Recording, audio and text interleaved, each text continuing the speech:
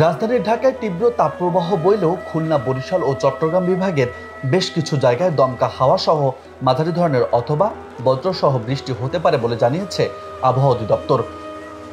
শুক্রবার আবহাওয়াবিদ খন্দকার হাফিজুর রহমানের স্বাক্ষরিত এক বিজ্ঞপ্তিতে এ তথ্য জানিয়েছে আবহাওয়া অধিদপ্তর। শুক্রবার সকাল ৯টা থেকে পরবর্তী ২৪ ঘন্টার আবহাওয়া পূর্বাভাসে বলা হয়েছে, খুলনা, বরিশাল ও চট্টগ্রামের বিভাগের বেশ কিছু জায়গায় দমকা হাওয়া সহ মাঝারি ধরনের অথবা বজ্রসহ বৃষ্টি হতে পারে। এছাড়া রাজশাহী, ঢাকা, রংপুর ও সিলেট বিভাগে দু এক জায়গায় বৃষ্টির সম্ভাবনা রয়েছে। এদিকে রাঙামাটি, ফেনী ও ব্রাহ্মণবাড়িয়া জেলাসহ রংপুর, রাজশাহী, ময়মনসিংহ, ঢাকা, খুলনা, বরিশাল ও সিলেট বিভাগের উপর দিয়ে মৃদু তাপপ্রবাহ অব্যাহত থাকবে।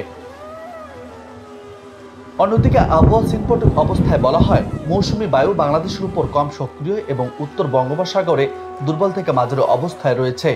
এছাড়া উত্তর বঙ্গোপসাগর ও তৎসংলগ্ন এলাকায় পরবর্তী ৭২ ঘন্টার মধ্যে একটি লঘুচাপ সৃষ্টি হতে পারে বলেও জানিয়েছে আবহাওয়া অধিদপ্তর। নিউজ ডেস্ক, বার্তা 24।